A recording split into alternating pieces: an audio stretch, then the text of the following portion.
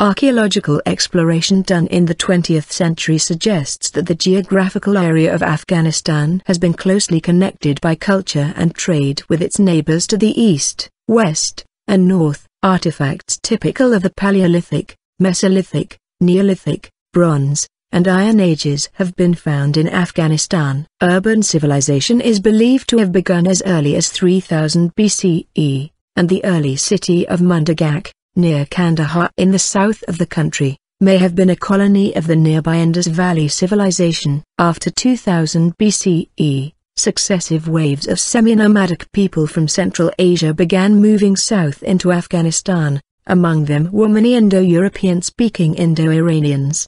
These tribes later migrated further south to India, west to what is now Iran, and towards Europe via the area north of the Caspian Sea. The region as a whole was called Ariana. The people shared similar culture with other Indo-Iranians.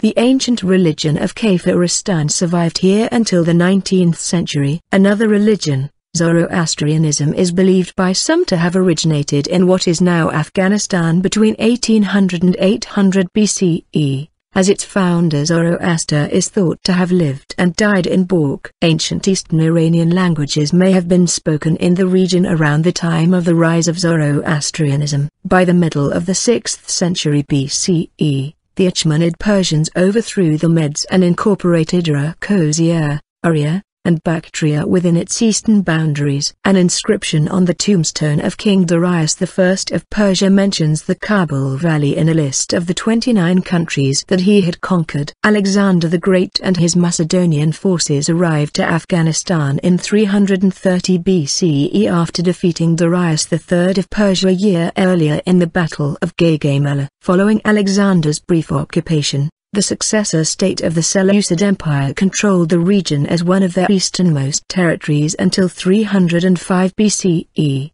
when they gave much of it to the Indian Maurya Empire as part of an alliance treaty. The Mauryans introduced Buddhism and controlled the area south of the Hindu Kush until they were overthrown about 185 BCE. Their decline began 60 years after Ashoka's rule ended, leading to the Hellenistic reconquest of the region by the Greco-Bactrians. Much of it soon broke away from the Greco-Bactrians and became part of the Indo-Greek kingdom. The Indo-Greeks were defeated and expelled by the Indo-Scythians in the late 2nd century BCE. During the 1st century BCE, the Parthian Empire subjugated the region, but lost it to their Indo-Parthian vassals. In the mid to late 1st centuries, the vast Kushan Empire, centered in modern Afghanistan, became great patrons of Buddhist culture, making Buddhism flourish throughout the region.